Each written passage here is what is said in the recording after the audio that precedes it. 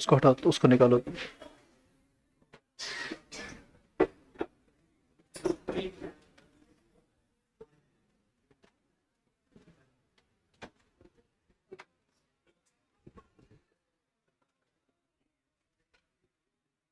कुछ हेडिंग भी डाले थे कल?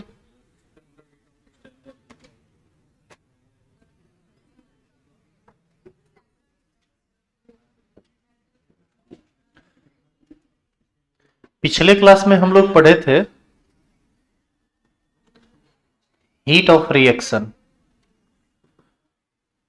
और आप उससे पहले पढ़े थे, याद कीजिए, delta H is equal to Q. Q ही में हीट होता है, इसी क्यू को हम क्या बोले थे? Delta H. और डेल्टा एच को ही हम लोग बोले थे heat of reaction at constant pressure and constant temperature. Generally open system में काम होता है और यही कंडीशन होता है, तो डेल्टा एच को ही हम लोग लेके चलते हैं। आज का जो हमारा टॉपिक है, जो आप हीटिंग भी डाले हुए हैं, ये है स्टैंडर्ड हीट ऑफ रिएक्शन। सबसे पहले जानिए, इस पूरे चैप्टर में अब स्टैंडर्ड वर्ड बार बार आएगा, और स्टैंडर्ड वर्ड को हम इंडिकेट करेंगे नोट से।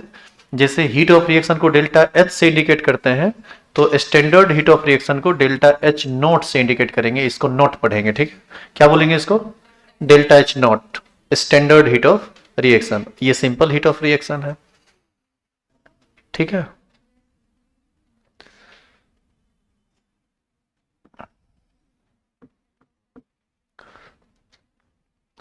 देखिए,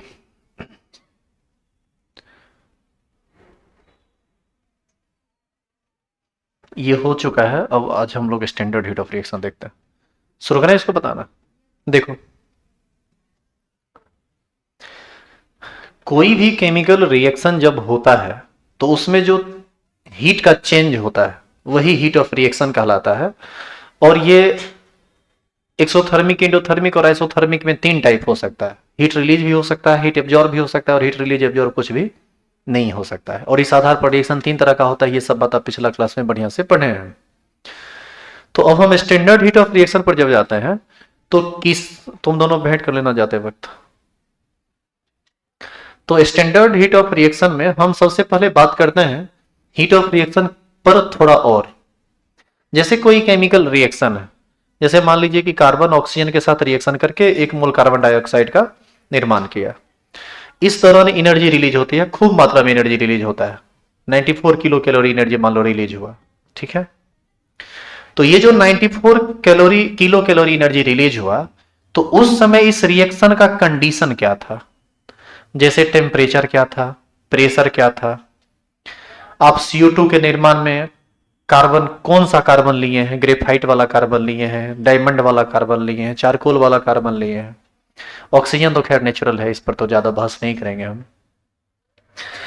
तो ऐसी स्थिति में इस रिएक्शन में जो टेम्परेचर रिलीज हुआ है, ये हीट या ये एनर्जी इस बात पर डिपेंड करती है कि यह रिएक्शन किस टेम्परेचर पर हो रहा था, किस प्रेशर पर हो रहा था। और यदि आप टेम्परेचर और प्रेशर के कंडीशन को बदलेंगे, तो ये मान बदल जाएगा। यानी हीट ऑफ रिएक्शन जो है ना, डिपेंड करता है कई सारी चीजों पर। ये टेम्परेचर पर निर्भर करता है, ये प्रेशर पर निर्भर करता है, ये निर्भर करता है उस एलोट्रॉप्स पर जो रिएक्शन करके किसी प्रोडक्ट का निर्माण करता है। यह निर्भर करता है रिएक्टेंट और प्रोडक्ट के फिजिकल स्टेट पर। जैसे CO2, इस रिएक्शन में तो हम फिजिकल स्टेट की बात ज्यादा नहीं कर सकते। जैसे H2 प्लस O2 रिएक्शन करके क्या बनाता है? H2O। यदि ये H2O लिक्विड स्टेट में बने तो उसका हीट ऑफ रिएक्शन कुछ अलग होगा, और यदि ये गैसियस स्टेट में बने तो इसका heat of formation, heat of reaction कुछ अलग होगा। तो सबसे पहली बात आप ये जानिए कि हीट ऑफ रिएक्शन बहुत सारी चीजों पर डिपेंड करता है, और इसीलिए हमको हीट ऑफ रिएक्शन को एक फिक्स टेम्परेचर और फिक्स प्रेशर पर, और कुछ कंडीशन को हम फिक्स करते हैं, उस पर निकालना होता है, जिसको हम लोग स्टैंडर्ड कंडीशन कहते हैं। और जब आप स्टैंडर्ड कंडीशन पर किसी रिएक्शन का हीट निकालते हैं, चेंज इन हीट निकालते हैं, तो उसी को कहा जाता है स्टैंडर्ड हीट ऑफ रिएक्शन। आई बात समझ में? दोनों में क्या अंतर है? आप ऐसे भी समझ सकते हैं, दूसरे तरीके से समझिए। जैसे मान लीजिए कि किसी आदमी को गर्मी पसंद है, किसी को ठंडा पसंद है, किसी को बरसात पसंद है, किसी को बसंत पसंद है। अब चारों आदमी को हम कह रहे हैं कि यहाँ से 0 माइल 10 किलोमीटर दौड़ते चले जाओ, या जो भी डिस्टेंस है। अब गर्मी में जो दौड़ा वो अपना अलग टाइम लेगा, ठंडा में जो दौड़ा अलग टाइम लेगा, बसंत में दौड़ा वो अलग टाइम लेगा, बरसात में छहले पहुंच जाएगा वहां तक। अब देखिए, इस ऐसी स्थिति में पता नहीं चलेगा कि अंदर की स्टेमिना किसकी ज्यादा है किसकी कम।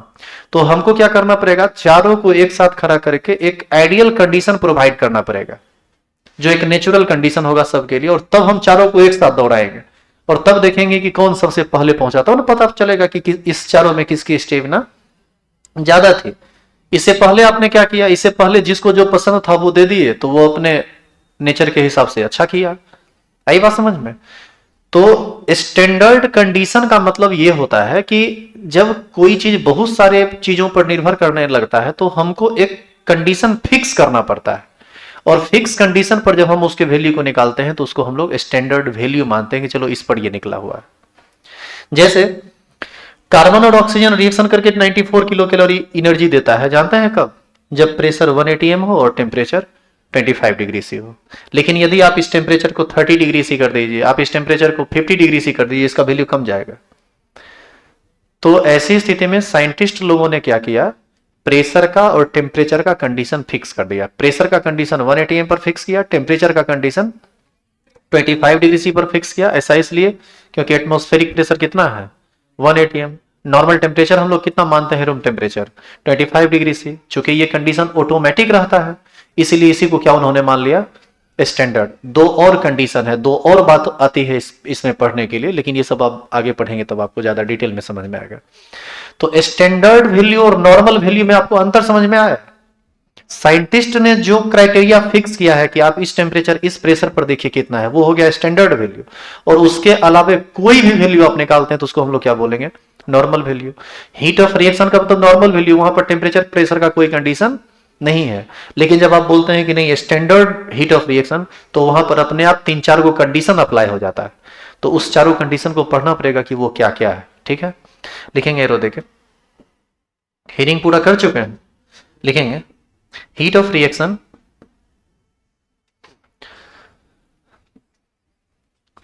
लिखिए तो heat of reaction depends on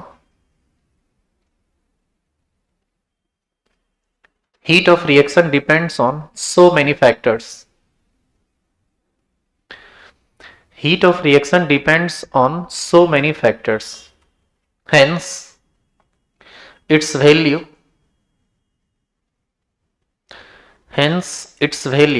is calculated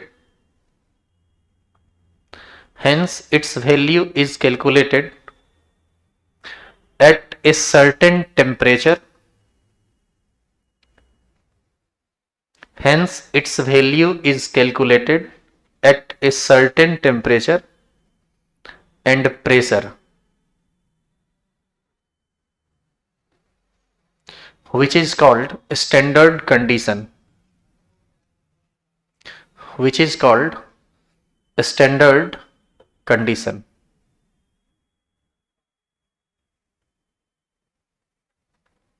Which is called standard condition. हो गया, लिख लिए। अब सुनिए पैराग्राफ चेंज करके हम क्या लिखने वाले हैं। हम यहां पर कहेंगे change in heat of A reaction at standard condition is called standard heat of reaction. समझ में आया कि क्या बोले? स्टैंडर्ड कंडीशन पर आप यदि रिएक्शन के हीट को निकालते हैं तो उसी को कहेंगे स्टैंडर्ड हीट ऑफ रिएक्शन, और बाकी किसी भी कंडीशन पर निकालते हैं तो वो नॉर्मल कहलाएगा हीट ऑफ रिएक्शन। क्लियर है ये? पैराग्राफ चेंज कीजिए, लिखिए heat of reaction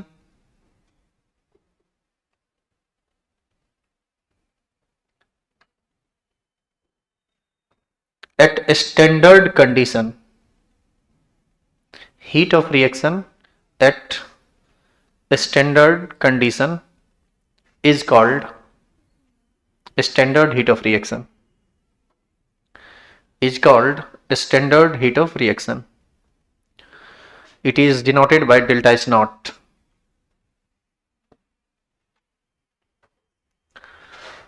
is called standard heat of reaction. It is denoted by delta H naught. हो गया, बढ़िया क्या। अब हम कंडीशन की बात कर लेते हैं और इस कंडीशन को थोड़ा ढंग से आप समझेंगे। लिखिए तो स्टार लगा के।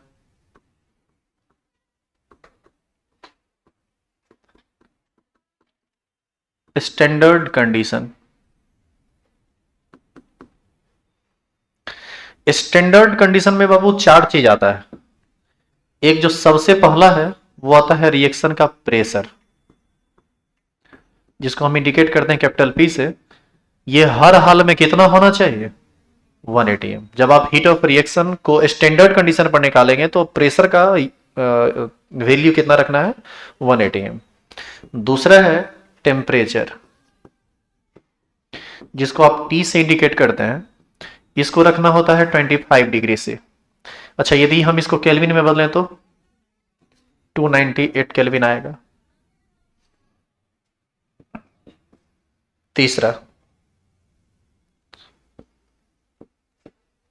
तीसरा और चौथा इंपॉर्टेंट है और थोड़ा अलग टाइप का चीज है, जनरली लोग इसको भूलते हैं, ये तो सब नॉर्मली याद रह जाता है। लिखेंगे मोस्ट कॉमन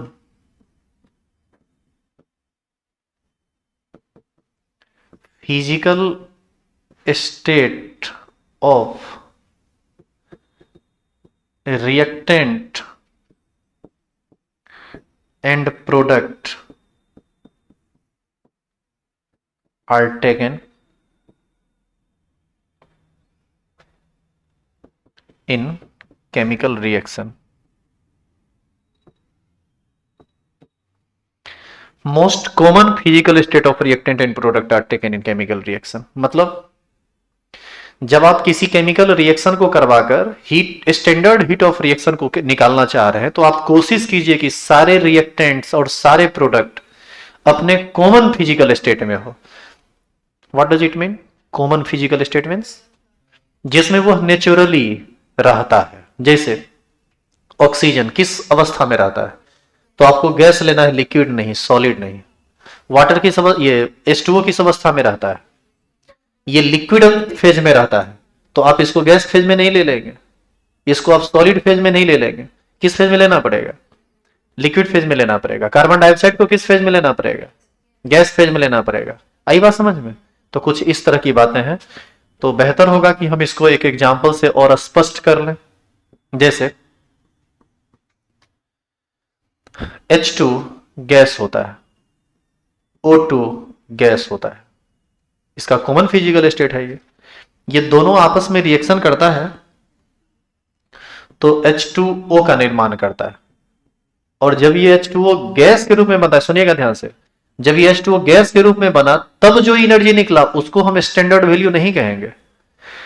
तो इस गैस को किस में हमको लेके जाना पड़ेगा, लिक्विड में। हमको लिक्विड वाला चाहिए, तो जब ये लिक्विड में बदलेगा, क्योंकि इसका most common physical state liquid है, तो इस स्थिति में हम जो वैल्यू यहां पर लिख रहे हैं एक्चुअल में वह कैलकुलेटेड एक्सपेरिमेंटल वैल्यू है। हम अपने मन से ये वैल्यू नहीं लिख रहे हैं, तो आप भी इस बात का ध्यान रखिएगा।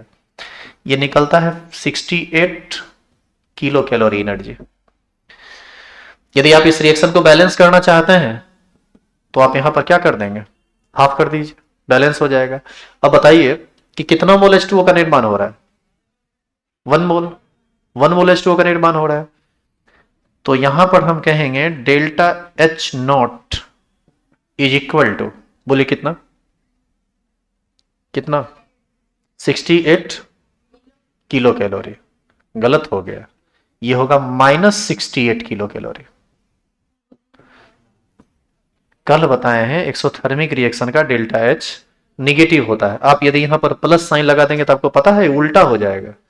इसका मतलब ये, यदि आप यहां पर प्लस लगा देंगे इसका मतलब ये हुआ कि हाइड्रोजन ऑक्सीजन के प्रेजेंस में जल रहा है, ऊपर से टेम्परेचर भी आप, हीट भी आप उसी को दे रहे हैं, उस सब एब्जॉर्ब करके आपको लिक्विड दे रहा है। ऐसा होता है क्या, हाइड्रोजन जलता है ऑक्सीजन के प्रेजेंस में और चल के एनर्जी हमको रिलीज करता है, वो सराउंडिंग को देता है वो। तो ये ध्यान रखना है। अच्छा, इसी का एक गलत एग्जांपल हम ले लेते हैं ताकि आपको दोनों में अंदर समझ में आ जाए। जैसे हाइड्रोजन गैस है प्लस हाफ O2 गैस है, ये रिएक्शन करके बना दिया H2O, लेकिन ये मान लीजिए किस फेज में बनाया, गैस फेज में। इस फेज में ये मान लीजिए 58 किलो कैलोरी एनर्जी निकाला। अब बताइए कि क्या आप इसको डेल्टा एच नोट कहेंगे? ये डेल्टा एच नोट नहीं है, ये सिंपल डेल्टा एच है, ये हीट ऑफ रिएक्शन है और ये स्टैंडर्ड हीट ऑफ रिएक्शन है। ये सिंपल हीट ऑफ रिएक्शन क्यों है? क्योंकि ये अपने कॉमन फिजिकल स्टेट में नहीं है, यही इसका तीसरा पॉइंट। क्लियर हुआ? तो delta H is equal to -58 kilocalorie per mole हम लोग यहां पर लिखेंगे, लेकिन चलेगा, वो उतना लिखे हुए तो चलेगा। क्या कोई दिक्कत है इसमें? अच्छा, एक और चीज आप देखिए, आप ये बताइए कि लिक्विड से यदि आप किसी सब्सटेंस को गैस में कन्वर्ट करना चाह रहे हैं, किसी सब्सटेंस को छोड़िए, आप वाटर की हम बात कर रहे हैं, हालांकि मैक्सिमम में तो यही बातें होती है, तो लिक्विड से यदि गैस में बदलना चाहते हैं तो ये एक एंडोथर्मिक प्रोसेस होगा या एक्सोथर्मिक प्रोसेस होगा? एंडोथर्मिक प्रोसेस होगा।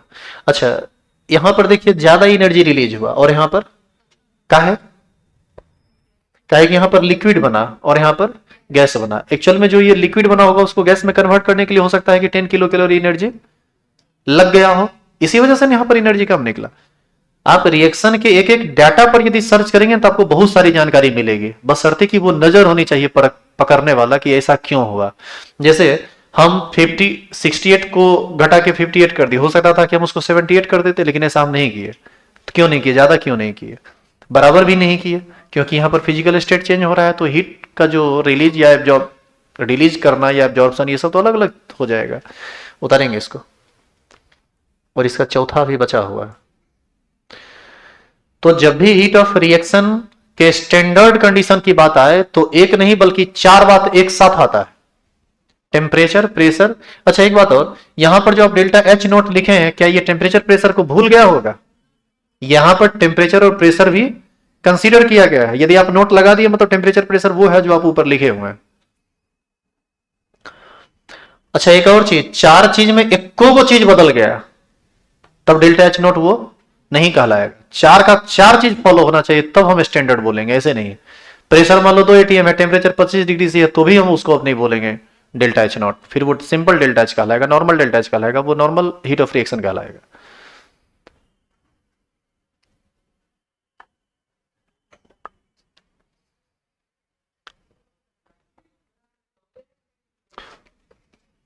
बढ़े आगे, लिखिए चौथा number.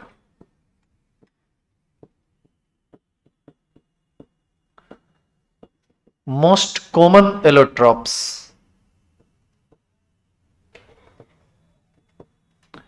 is taken for the reaction। अब देखिए कार्बन का कई एलोट्रॉप्स है, बताइए तेकादो का नाम। ग्रेफाइट है, ग्रेफाइट है, डायमंड है, चारकोल है। तो आपको मोस्ट कॉमन लेना है, उसमें ग्रेफाइट आएगा। मोस्ट कॉमन ग्रेफाइट होता है, हम लिखा देंगे 2-3 को जो इंपॉर्टेंट है ना उसका लिखा देंगे। तो यदि आप कार्बन लेना चाहते हैं, जैसे कार्बन और ऑक्सीजन रिएक्शन कर रहा है, तो आप ग्रेफाइट वाला लेंगे तब स्टैंडर्ड माना जाएगा, डायमंड वाला लेंगे तो स्टैंडर्ड नहीं माना जाएगा। इसलिए लिखा गया most common allotrope is taken for the reaction, चलेगा। जैसे इसका एक एग्जांपल देखते हैं, जैसे कार्बन आप लीजिए, इसका ग्रेफाइट प्लस O2 गैस, ये रिएक्शन करके बनाता है CO2 और 1 मोल CO2 बनाएगा, गैस के रूप में बनाएगा, और इस दौरान ये 94 किलो कैलोरी एनर्जी रिलीज करता है। बताइए इसका डेल्टा एच लिखें या डेल्टा एच नोट लिखें? यहां पर डेल्टा एच नोट लिखाएगा और ये हो जाएगा कितना, -94 किलो कैलोरी। लेकिन यदि आप यहीं पर यदि आप ले लेते कार्बन, और कार्बन कौन सा, डायमंड वाला, तो गलत हो जाएगा। ये गलत क्या होगा, एनर्जी तो यहां भी रिलीज होगी यदि डायमंड का कंबसन होता है, तो ये भी गैस बनेगा। लेकिन यहां पर कुछ भी एनर्जी जो निकलेगा, मान लीजिए एनर्जी ई निकला, इसका एग्जैक्ट वैल्यू क्या होता है हमको उतना नहीं याद है, और चूंकि आप स्टैंडर्ड कंडीशन नहीं ले रहे हैं तो आपको जो मन है आप लिख सकते हैं। तो हम सीधा क्या लिख दिए, ई किलो कैलोरी। तो यहां पर हम इसको डेल्टा एच नोट नहीं कहेंगे। आपको यदि दिक्कत ज्यादा है तो आप इसमें कुछ वैल्यू लिख रख दीजिए, जैसे रख दीजिए 70 किलो कैलोरी। तो क्या हो जाएगा ये -70 किलो कैलोरी। अब समझ में आया कि चौथा कंडीशन क्या है। यहां पर इलेक्ट्रॉपिक फॉर्म में तीन चीज आता है, कार्बन आता है, फास्फोरस आता है और सल्फर आता है मुख्य रूप से। तो मोस्ट कॉमन इलेक्ट्रॉप और डिफरेंट एलिमेंट उसको आप लिख लीजिए।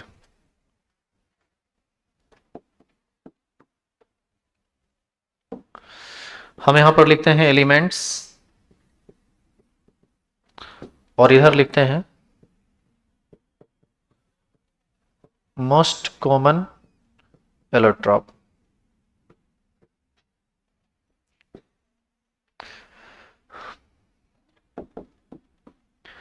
जैसे कार्बन का मोस्ट कॉमन एलोट्रॉप क्या है, ग्रेफाइट। सल्फर, सल्फर सल्फर का दो इलेक्ट्रॉप्स होता है, एक होता है रोम्बिक सल्फर और एक होता है मोनोक्लिनिक सल्फर। आपको रोम्बिक वाला लेना है, सॉलिड स्टेट में आप ये सब स्ट्रक्चर पढ़ेंगे, स्ट्रक्चर का नाम है ये। और एक होता है फॉस्फोरस।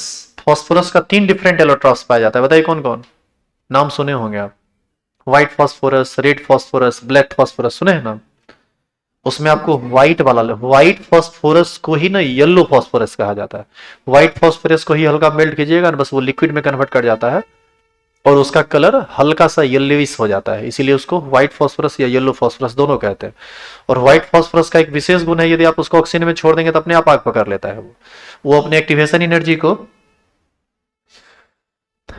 सराउंडिंग से एब्जॉर्ब करके हीट रिलीज करता है। और आप याद कीजिए ये सब बात आपको हम बताए थे वहां केमिकल बॉन्डिंग में भी कि ऐसा क्यों होता है। ऐसा इसलिए होता है क्योंकि P4 जो व्हाइट फॉस्फोरस होता है इसका स्ट्रक्चर ऐसा होता है और इसमें हाई एंगल स्ट्रेन होता है, काफी अनस्टेबल मॉलिक्यूल है। जैसे जैसे ही ऑक्सीजन के संपर्क में यानी हवा में आता है ऑक्सीजन के साथ रिएक्शन कर लेता है और रिएक्शन करके ये बनाता है P2O5 और ये भरपूर मात्रा में एनर्जी को रिलीज करता है। P2O5 का स्ट्रक्चर ऐसा होता है। आपको ये मॉलिक्यूल इससे ज्यादा स्टेबल देखने से भी लगता होगा, लगता है इसका हाथ पैर मुंह कान सब एक साथ बांध दिया है, नहीं लग रहा है आपको। ये इसमें हाई एंगल स्ट्रेन होता है, तनाव बहुत ज्यादा होता है, ये फटाफट टूटना चाहता है। तो ये ऑक्सीजन के साथ रिएक्शन करके एक्सोथर्मिक प्रोसेस में रिएक्शन करता है और इतना तेज रिएक्शन करता है कि वहां इतना हीट रिलीज होता है कि आपको आग के रूप में दिखेगा कि हाँ आग पकड़ लिया है और ये सब अपने आप हो जाता है। इसके लिए आपको आग जलाने वलाने की भी कोई जरूरत नहीं है। तब आप कहेंगे सर आप हम जब आप आग जलाए नहीं तो फिर वो एक्टिव कैसे हुआ, वो एक्टिव हुआ सराउंडिंग के हीट को एब्जॉर्ब करके। आई बात समझ में। तो ऐसा नहीं है कि आप एक्टिवेशन एनर्जी आप अपनी तरफ से देंगे तभी रिएक्शन होगा।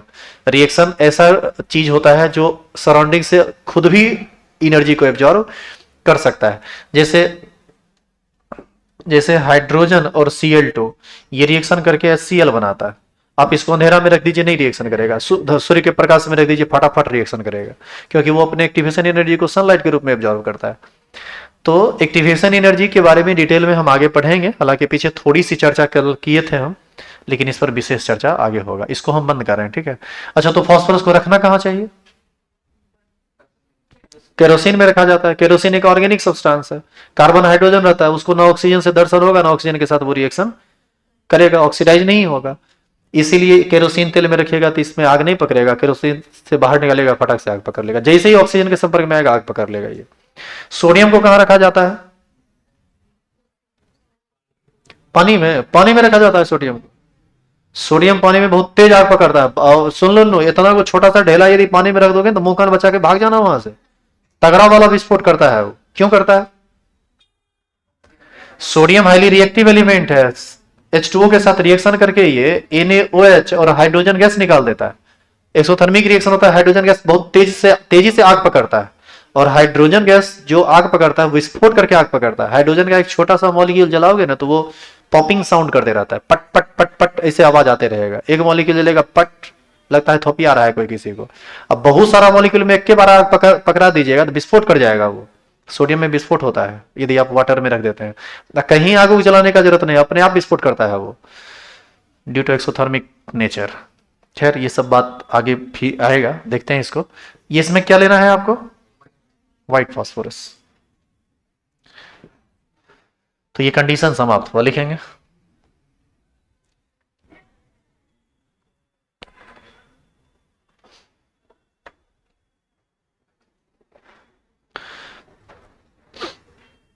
सुनिए, ये हीट ऑफ रिएक्शन कई तरह के होते हैं इस थर्मोडायनामिक्स में, हम नाम बोल रहे हैं, आप थोड़ा सुनते जाइएगा, कुछ का नाम हम बोल रहे हैं, जैसे heat of neutralization, heat of formation, heat of sublimation, heat of combustion, सुन रहे हैं, heat of vaporization, heat of condensation, बहुत तरह का हीट होता है, और सबको हम इंडिकेट करते हैं किस चीज से, डेल्टा एच से।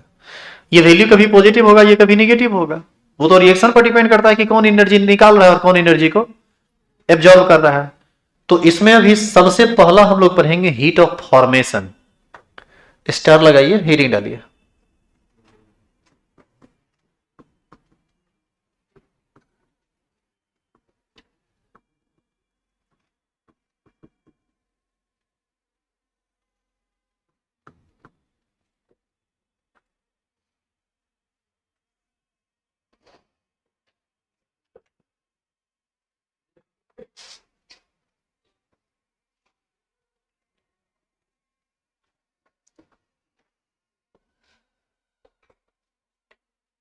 क्या लिख चुके हैं आप? अब देखिए हीट ऑफ फॉर्मेशन किसको कहते हैं। फॉर्मेशन का मतलब निर्माण, इसको इंडिकेट किया जाएगा डेल्टा एच एफ से। तो किसी भी चीज का निर्माण आपको करना है, और निर्माण किससे करना है और कितना करना है, ये दो बात इसमें ध्यान रखना है।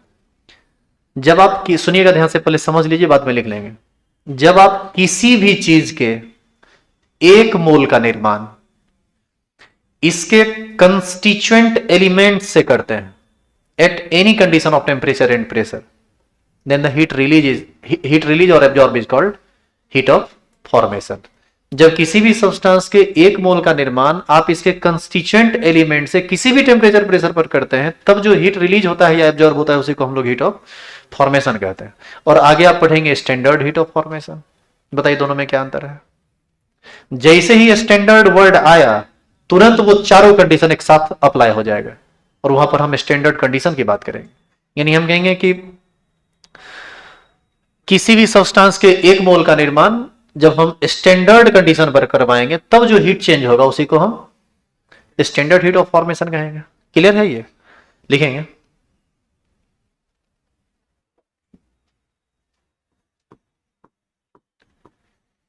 Change in heat during formation of 1 mole of any substance at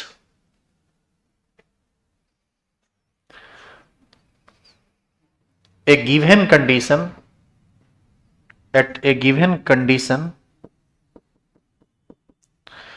of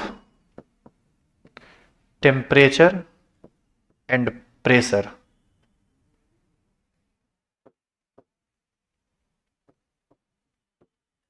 by its constituent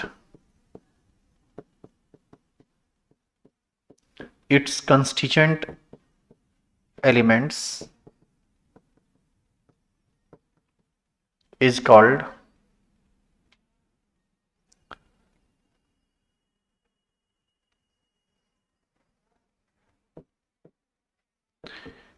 heat of formation। देखिए यहां क्या लिखा हुआ है,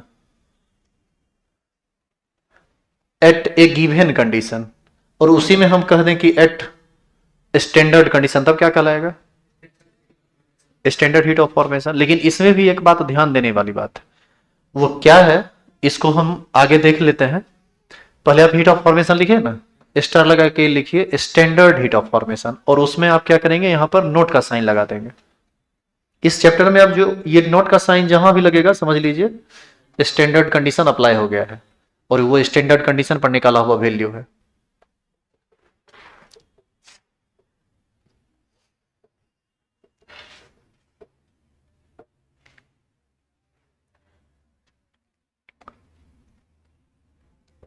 लिख लीजिए खुद से, बस वही एक अंतर करना है। क्या लिखना है, change in heat during formation of one mole of any substance eight standard condition. Change कर दें थोड़ा हम, इधर देखिएगा कुछ कुछ चेंज होगा इसमें।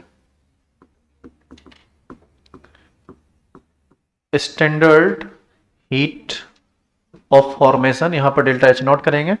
Change in heat during formation of one mole of any substance eight standard condition, ठीक है, of temperature and pressure by it's constituent elements is called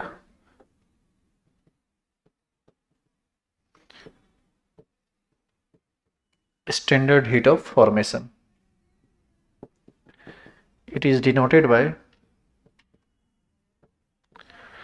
delta HF naught. It is denoted by delta HF naught.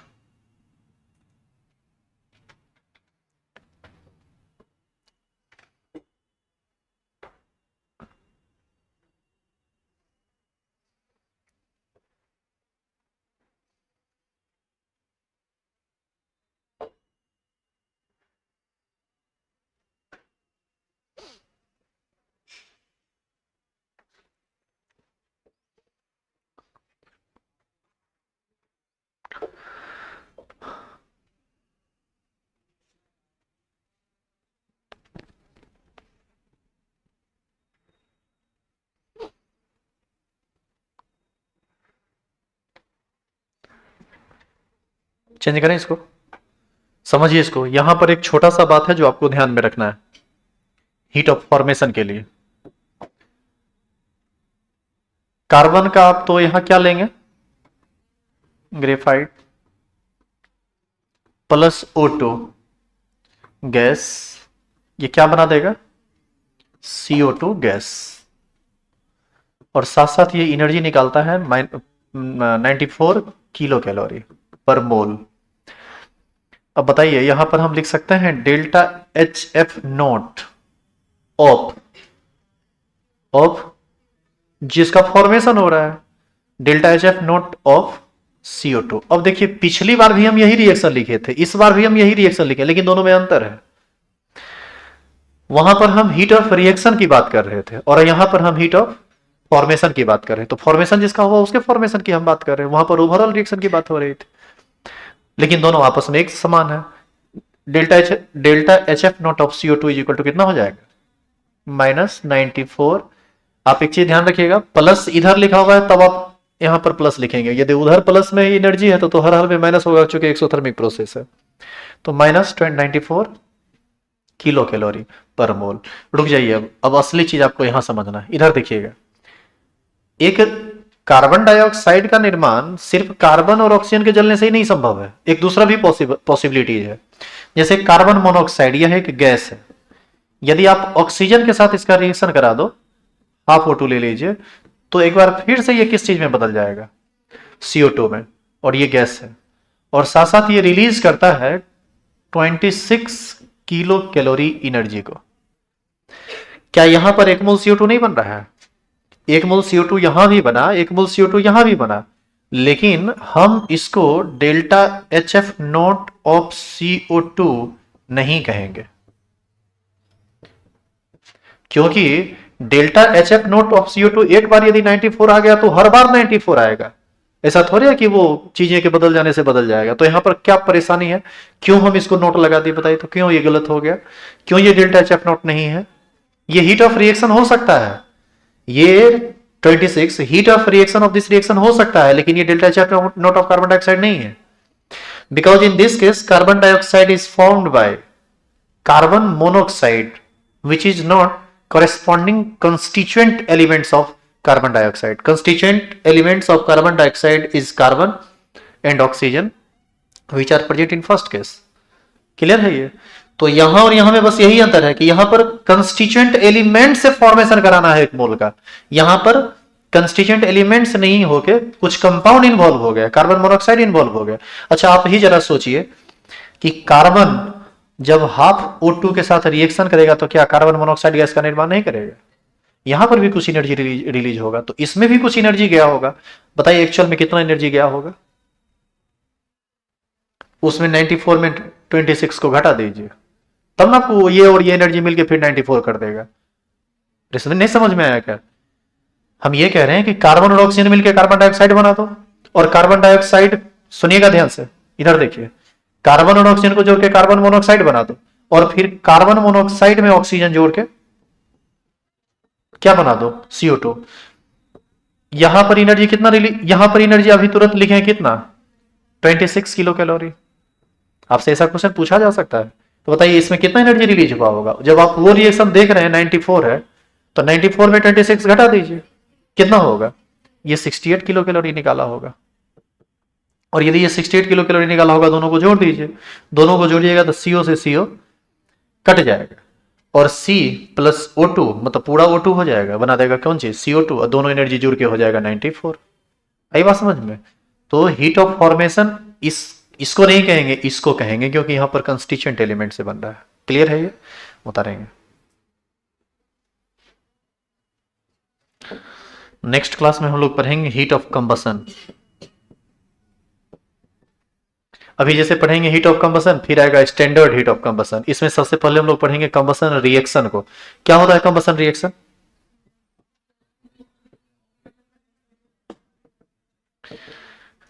Combustion reaction एक ऐसा chemical reaction होता है जिसमें कोई चीज oxygen के प्रेजेंस में जलता है या ऑक्सीजन के साथ ऑक्सीडाइज्ड होता है। जलना भी ऑक्सीडेशन का प्रोसेस है। तो ये सब नेक्स्ट क्लास में होगा। नेक्स्ट क्लास 2-3 दिन के बाद हम क्लास अनाउंस करेंगे। इवनिंग में क्लास होगा, जिनको भी आना होगा क्लास में आके पढ़ लेंगे, नहीं तो फिर संडे को नहीं, संडे को पहले पीछे वाला जो छूटा हुआ पार्ट है एमओटी वगैरह उसको देख लेते हैं। जो लोग ऑनलाइन पढ़ते हैं वो वीडियो देखते रहिएगा, हम बता दिया करेंगे कि कौन सा ऐड किया गया है वीडियो। सबसे पहले अभी एमओटी करेंगे। क्या क्या छूटा हुआ जी पीछे चैप्टर जो जो हुआ उसमें? एमओटी केमिकल बॉन्डिंग में रेजोनेंस तो पढ़ाएंगे 12th में।